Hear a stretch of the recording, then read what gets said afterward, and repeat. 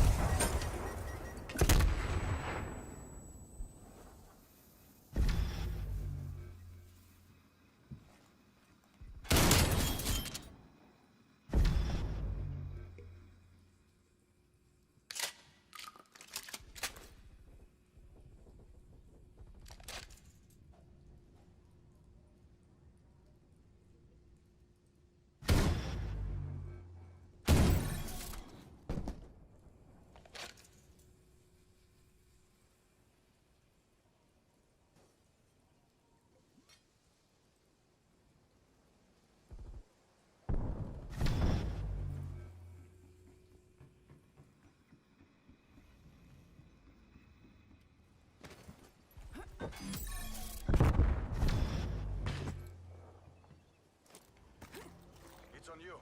Win or die trying. Through those Imperialists, this was no fluke.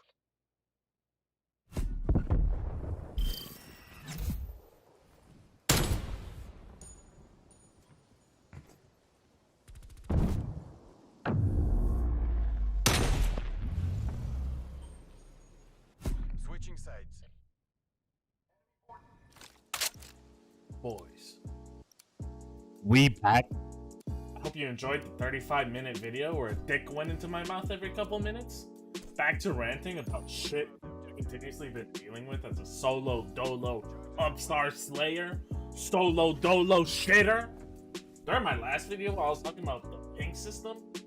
Link in the description, by the way. I mentioned the OBJ pings being pointless, since half the time they get ignored by the teammates. I want to elaborate on this even more because I'm now at my boiling point of playing game modes that have an objective that people seem to forget. A majority of everything I'm going to say is solely going to be based off Search and Destroy, but you can put some of the pieces together to apply it to any other game mode as well. Call of Duty is a very simple and easy game to play. There are a lot of playstyles you encounter while playing COD that you can't avoid. I'm not going to bother listing them all, but I can summarize it down as to two categories: being very useful and being very fucking useless. I can care less about how I perform in terms of kills to deaths. I can care less about how a teammate performs in terms of kills to deaths. What I do care about is what they are doing and how they are doing it. Obviously, there are gonna be people who go 3 to 9, or just insanely negative. Some people can control it, some people can't. It isn't about going positive that makes you a good player. It's about what you are doing that's making you perform the way you do. Now, because of skill-based matchmaking giving me the more horrible teammates, I don't want you to think this is because of them. I've seen so many decent to good players make the absolute dumbest plays, and sometimes even get rewarded for it, all off of pure luck, odd timing, and shit. Let me start this off by saying, if you are not here to win, go play TDM. No matter what you think, OBJ game modes will always be more competitive. Also, who the fuck has a good time losing? Or being the reason for ruining other people's time? Or being the reason the other people who came here to win lose? Now, I'm not going to run a 6-man in pubs just to win every game. Nor do I even have a 6-man to run with. Every year, you make it impossible to find people to play with, especially when all you do is break up the lobbies. The chances of me running into the same people with crossplay on is very fucking low. The chance of me running into the same people with crossplay off is very fucking high. The amount of 6-mans I run into with crossplay on is very fucking low. The amount of 6-mans I run into with crossplay on is very fucking high. I don't have a 6-man of people to play with every time I hop on the game. So please, spare me some fucking stress and play the game the way it's made to play. please, play the objective. I am so fucking tired of people grabbing the bomb to not make the same play as the rest of the party. I am so fucking tired of people grabbing the bomb to rush into the other spawn on Nuketown and die at their base, where people will always be camping. I'm fucking tired of people grabbing the bomb to go to their window or their sniper specific lane and die there and force the group of ARs into the sniper lane to grab the bomb and give the enemy time to storm and take control of something we had prior control of, leaving us no option but to suck dick and fuck each other somewhere else. If you're playing a team game, play with the team. I don't give a shit if it's a 3v1 scenario and we know where the last guy is. If he is camping a close quarter spot, it is not hard for him to pick us off with a shotgun or dual magnums or dual marshals. Pushing him together will get us killed, with something like the marshals being a thing.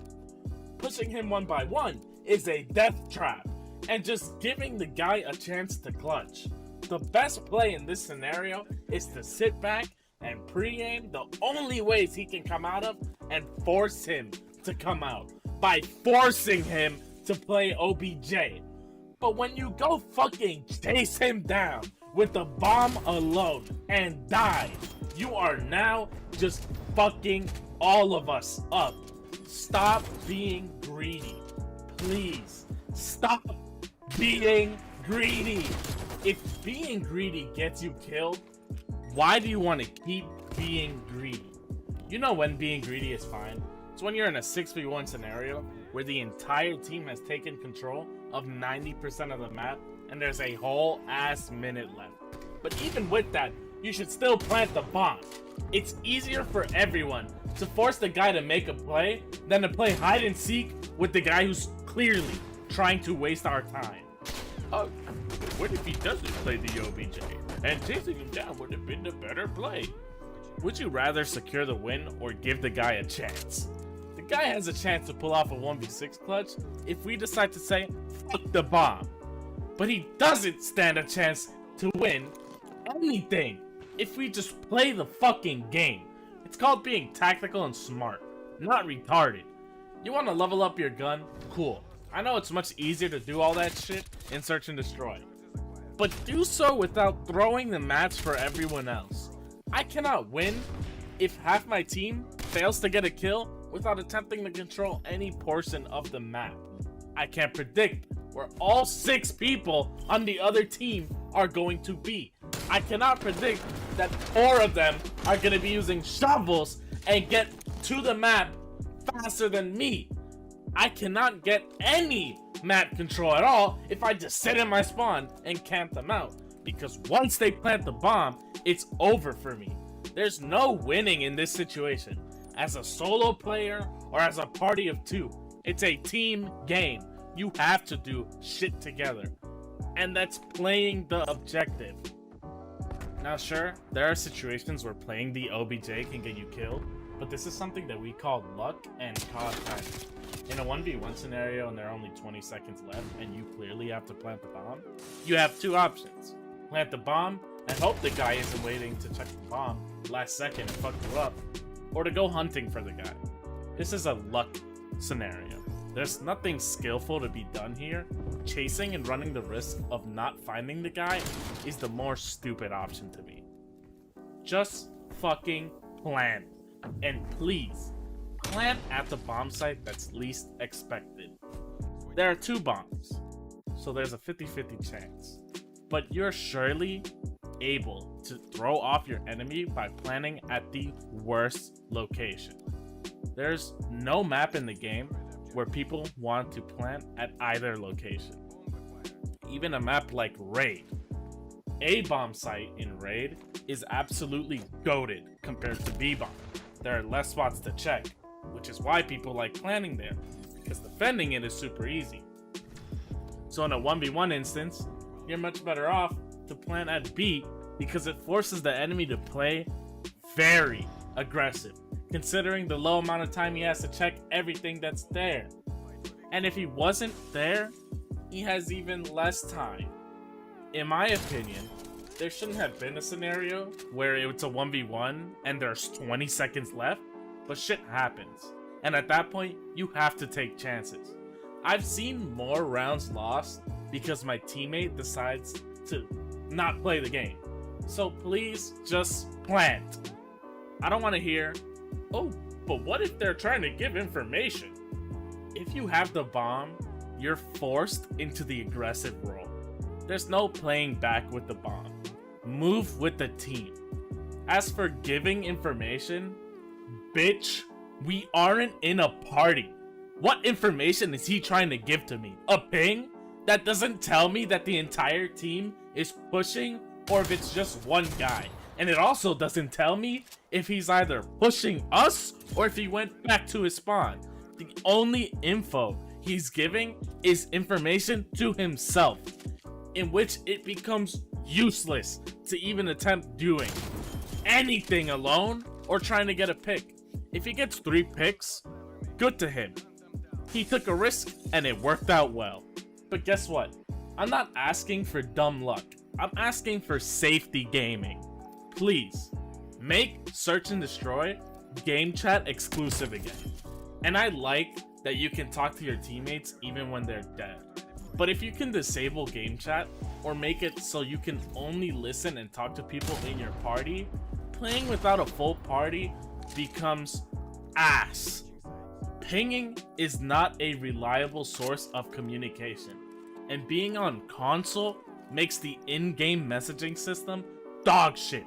When you have to sit there for 20 seconds for the text box to even load and another 20 to send a message, that just gets you killed. For a game that attempts to place you with people of skill, this is why you shouldn't give the best player the worst people. This is why you should even out the teams in a way where there's equally the skillful players matched against the same amount of skillful players. Even if one guy has a 5 KD in one team, that doesn't mean he's gonna slaughter the guy in the other team with a 2. No one is that good. In newer CODs, even having a 1.2 KD means you are fairly fucking good at the game to win a gunfight against anyone. So stop making team balancing, focus on the guy who has the best stats, and focus on making it fair for everyone.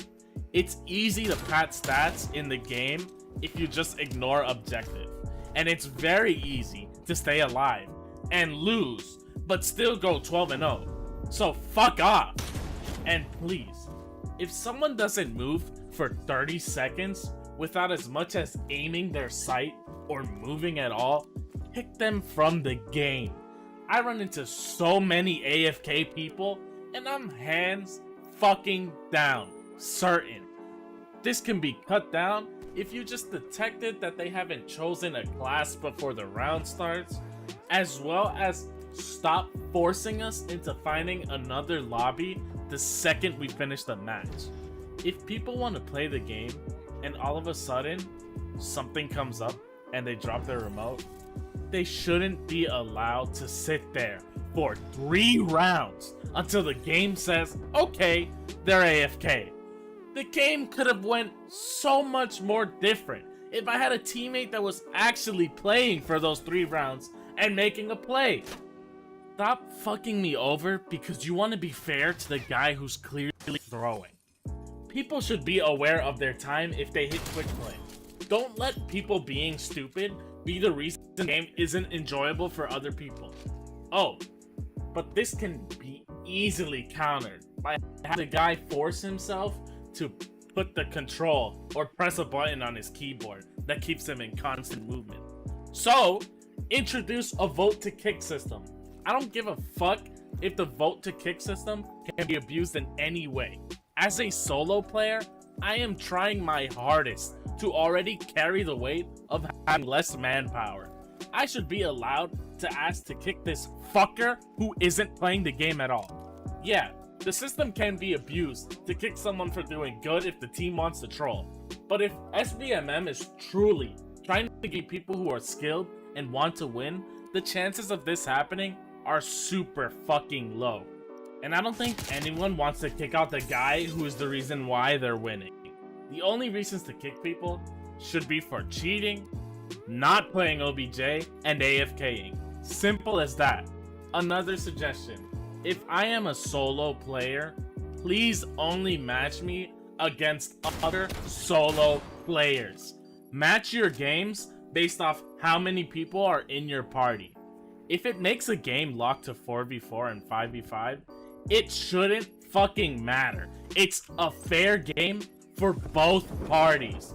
But for me to run into a team of 6, I should at least have a team of 5 backing me as a solo. But not an entire team of solos going against a team who can communicate. It's a forced loss for me, and there's nothing I can do. Of course I'm going to fucking leave the game. Why was I put in that scenario just to lose? I'm not a god. I can't beat that myself. If you want to fuck me, you should just fuck me more by forcing me to go play free-for-all if I'm alone. But if I'm able to play anything in the game, then I should be offered some kind of compensation for me not having an entire team of people to play with. And if I block someone, that means I don't want to run into them anymore. Make it better. That's all I got left in me in terms of objective. Fuck slayers and kill whores. Just play the game. That's all I could fucking ask. A quick little channel update. I'm gonna be posting videos a lot more frequently than just once a week. I'm thinking every 2 or 3 days. I have a lot of footage sitting around, and it's not like it takes me a week to sit in front of this microphone and talk over some shit I have in my mind. Until next week, I'm actually Michael Jackson.